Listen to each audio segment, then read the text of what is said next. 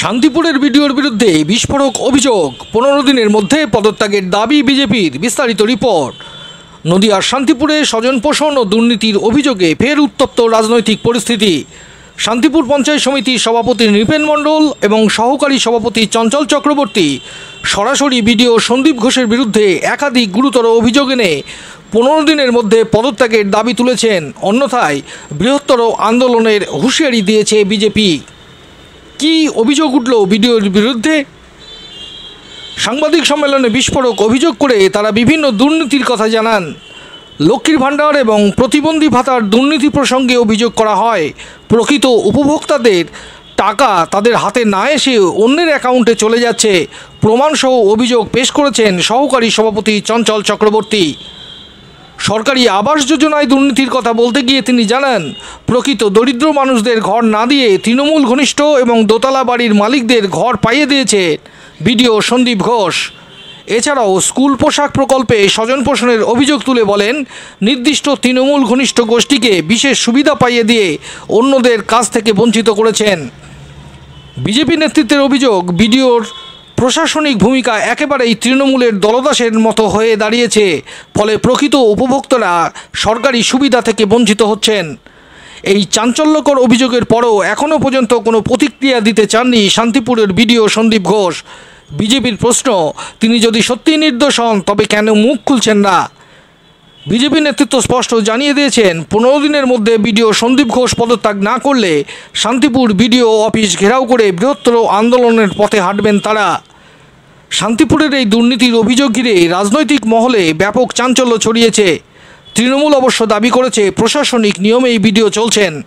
কি প্রমাণ দেখিয়ে শান্তিপুর পঞ্চায়েত সমিতির সভাপতি ও সহকারী সভাপতি চঞ্চল চক্রবর্তী বিডিওর বিরুদ্ধে অভিযোগ আনলেন তা আপনাদের শোনাবো।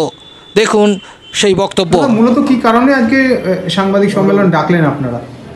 কারণ হচ্ছে শান্তিপুর পঞ্চায়েত সমিতি যেভাবে তৃণমূল আশ্রিত যেই পরিবেশটা তৈরি করছে, একটা চক্র কাজ করছে, দুর্নীতি চক্র। সেই চক্রেতে আমাদের বিডিও সাহেব নিজে জড়িত রয়েছে। ঘর থেকে আরম্ভ করে যে সমস্ত উন্নয়নমূলক যে কাজগুলো হয়, টেন্ডার থেকে আরম্ভ করে সমস্ত কিছুতে দুর্নীতিতে ভর্তি, এবং যার জন্য আজকে সাংবাদিক সম্মেলন করে আমাদের বলতে আমরা বাধ্য হচ্ছি। বারবার বলছি যে শান্তিপুরের বিডিও একজন দুর্নীতিগ্রস্ত মানুষ। এই চেয়ারে অনেক বিডিও বসেছেন, এরকম অপদার্থ, এরকম দলদাস বিডিও শান্তিপুরের ইতিহাসে ছিল না। আমরা স্পেসিফিক কিছু অভিযোগ সেদিন করেছিলাম বিডিওকে। বিডিও আজ পর্যন্ত 9 তারিখে আমরা দিয়েছিলাম ডেপুটেশন, আজ পর্যন্ত কোনো ভূমিকা নেননি। আপনারা চলে যান, এই যে ভাতা দেওয়া হচ্ছে, প্রতিবন্ধী ভাতা, বার্ধক্য ভাতা, লক্ষ্মী ভাণ্ডার, আপনারা চলে যান। গীতা রানী দাস তার বাড়ি হচ্ছে নবলা পঞ্চায়েতের তালতলায়, প্রতিবন্ধী মানুষ, 80% প্রতিবন্ধী। তার ভাতার টাকা যাচ্ছে কৃষ্ণনগরে মইজুল শেখের বাড়িতে। মইজুল শেখ একজন সুস্থ সবল মানুষ। বারবার বিডিও সাহেবকে বলা হয়েছে, কোনো প্রকার ভূমিকা নিচ্ছেন না। ভাতার টাকা অন্য অ্যাকাউন্টে চলে যাচ্ছে, একজন প্রতিবন্ধী মানুষের ভাতার টাকা। দ্বিতীয় বিষয় হচ্ছে সুচিত্রা ঘোষ, তার বার্ধক্য ভাতার টাকা, সেই টাকা যাচ্ছে বিমল দে 2 বছর ধরে নবলা গ্রাম পঞ্চায়েতে, তার অ্যাকাউন্টে চলে যাচ্ছে। লক্ষ্মী ভাণ্ডার উমা দেবনাথ, তার টাকা যাচ্ছে আনুরা বিবি, তার বাড়ি হরিণঘাটা, নগরুকরা। ফলে এরকম আমরা অন্তত পক্ষে 10,000 মানুষকে দেখাতে পারি যারা প্রতিদিন বিডিও অফিসে আসেন এবং ভাতার জন্য আসেন। একজনের আধার কার্ড, আরেকজনের ছবি, আরেকজনের অ্যাকাউন্ট নাম্বার। এই একটা বিরাট দুর্নীতি চক্র কাজ করছে। কি হয়েছিল ঘটনা হয়েছিল 2018 থেকে 2023 এই পঞ্চায়েত সমিতি ছিল তৃণমূলের। রাত্রির 8টার পরে তৃণমূল নেতারা মদ মাংস নিয়ে ঢুকতেন, আর এখানকার অফিসাররা বসে বসে একজনের আধার কার্ড দিয়ে আরেকজনের অ্যাকাউন্টে, তৃণমূল নেতা কর্মীদের অ্যাকাউন্টে টাকা ঢোকাতেন এবং সারা রাতে চলতো মদ মাংসের মহোৎসব। কোথাও 2000 টাকা বিনিময়ে 3000 টাকার বিনিময়ে হিন্দু নাগরিক তাদের হচ্ছে ভাতা মুসলিমদের রোহিঙ্গাদের অ্যাকাউন্টে ঢুকিয়ে দেওয়া হয়েছে। আমরা স্পেসিফিক অভিযোগ করছি। আমরা বলতে চাই যে এই ভিডিও আসার পর আমরা বারবার বলেছি এই ভাতাগুলো ঠিক করবার ব্যবস্থা করুন। অসহায় মানুষ প্রতিদিন ভিডিও অফিসে আসেন, আমাদের কাছে আসেন, সভাপতি সাহেবের কাছে যান, আমরা কোনো প্রকার সহযোগিতা ভিডিওর কাছ থেকে পাচ্ছি না। এবং ভিডিও এই যে বিরাট কাটমানি এবং দুর্নীতি এর সঙ্গে ভিডিওর প্রশ্রয় আছে, তাই ভিডিও কোনো প্রকার ভূমিকা নিচ্ছে না। আমাদের দ্বিতীয় অভিযোগ যে আবাস যোজনার ঘর দেওয়া হচ্ছে, আমরা স্পেসিফিক অভিযোগ করছি যে শান্তিপুরে অন্তত 1000 ঘর, আমি এবং সভাপতি সাহেব দুজন মিলে আমরা অভিযোগ করেছিলাম ভিডিওর কাছে যে পাকা বাড়ি আপনি এদের কেন দিচ্ছেন। আমরা অন্তত 1000 মানুষের নাম বলেছিলাম, তাদের আইডেন্টিফিকেশন নাম্বার বলেছিলাম, কিন্তু ভিডিও কোনো ভূমিকা নেয়নি। উল্টে আমরা যখন বলি যে এখানে প্রচুর গরিব মানুষ আছে, তাদের ভাতা দেওয়ার ব্যবস্থা করুন, ভিডিও ভূমিকা নেয়নি। আপনাদের প্রমাণ দিচ্ছি, সিরিয়াল নাম্বার 15178 WB1193888264 মুক্তি ঘোষ, তার নামে সেনশন হয়েছে ঘর। তার ছেলে তৃণমূলের বুথ সভাপতি প্রশান্ত ঘোষ ছেলের নাম, তাদের দোতলা বাড়ি। আমরা অভিযোগ করেছিলাম, সভাপতি অভিযোগ করেছিলেন, তারপরেও হচ্ছে ঘরটা দেওয়া হলো। এই ছেলেটি, এই যে বুথ সভাপতি, কয়েকদিন আগে ডাক্তার সুজন দাসকে মারধর করেছিল এবং জেল কেটেছিল, আমরা আন্দোলন করেছিলাম।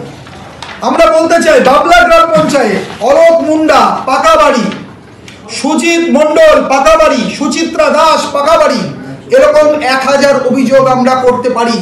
যে অভিযোগগুলো আমরা ভিডিওকে দিয়েছিলাম, ভিডিও সাহেব কোনো ভূমিকা নেননি এবং এরা ঘর পাচ্ছে, কেউ পাঁচিল করছে, কেউ বাথরুম করছে, আসলে পাকা বাড়ি ছাদওয়ালা ঘর। আমরা থার্ড কথা বলছি যে 45,000 টাকার চাকরিদার, মাসে 45,000 টাকার বেতন পান। একজন আছেন নবলা গ্রাম পঞ্চায়েতের খামারপাড়াতে, ইলেকট্রিসিটি বোর্ডে চাকরি করেন, তিনি পর্যন্ত ঘর পেয়েছেন। এরকম বহু অভিযোগ শান্তিপুরে আছে। অথচ আপনারা দেখুন, আমি দেখাচ্ছি আপনাদের যে গরিব মানুষ, প্রকৃত গরিব মানুষ, অবস্থা খুব খারাপ, সেই গরিব মানুষকে দেওয়ার ব্যবস্থা করেনি এবং ঘর ভেঙে পড়ে গেল। আদিবাসী মানুষ, জনজাতি গোষ্ঠীর মানুষ, দেখুন কি অবস্থা ঘরের। এই ঘর তাকে দেওয়া হলো না, সেনশন ঘর কেটে দেওয়া হলো এবং পরবর্তীতে হচ্ছে সেই ঘর সে পেল না এবং পরবর্তীতে ঘরটা পড়ে গেল, ভেঙে পড়ে গেল। এর দায় কে নেবে? শান্তিপুরের লক্ষ লক্ষ গরিব মানুষের সঙ্গে প্রতারণা করেছে শান্তিপুরের ভিডিও। আমরা এটা ছাড়বো না, আমরা আন্দোলন করেছি। আন্দোলন করার পর তৃণমূলকে ডেকে নিয়ে এসে রাত্রিবেলায় তিনি মিটিং করেছেন, তারপরে সভাপতি সাহেবের ওপর আক্রমণ করেছেন। আমার ঘর, আমি ছিলাম না, আমার ভাগ্য ভালো, আমার ঘর ভাঙচুর করে চুরমার করে দিয়েছেন। এই ভিডিও তৃণমূলের হয়ে কাজ করছেন, দলদাসের ভূমিকা নিচ্ছেন। পঞ্চায়েত সমিতিতে আমরা দেখতে পাচ্ছি যে পঞ্চায়েত সমিতিতে তিনি তৃণমূলের হয়ে কাজ করছেন, তৃণমূলের মেম্বারদের কাজ দিচ্ছেন। আর ব্যাপক অংশের বিজেপির মেম্বার, একটা বিরাট অংশ, প্রায় 70%, 60 থেকে 70% অংশ শান্তিপুর ব্লকের, সেখানে পঞ্চায়েত সমিতির কাজ পৌঁছাচ্ছে না। ভিডিও এ কাজ করতে পারেন না। তাই আমরা বলছি যে এই ভিডিও হচ্ছে দলদাস। 2, এই ভিডিও দুর্নীতিগ্রস্ত। 3, এই ভিডিও স্বজন পোষণ করছেন তৃণমূলের নেতাদের পক্ষে। 4, এই যে কাটমানির রাজত্ব চলছে, এই কাটমানির রাজত্বের 1 নম্বর নায়কের নাম শান্তিপুরের ভিডিও সন্দীপ ঘোষ, যিনি কয়েকদিন আগে এমন একটা ঘটনা ঘটিয়েছেন, সেই ঘটনার জন্য শান্তিপুরের ভিডিও চেয়ারকে কলঙ্কিত করেছেন। এই যে স্কুলগুলোতে আপনি দেখতে পাবেন যে স্কুলের বাচ্চাদের ড্রেস দেওয়া হয়েছে, সেই ড্রেসগুলো কি ভয়ঙ্কর!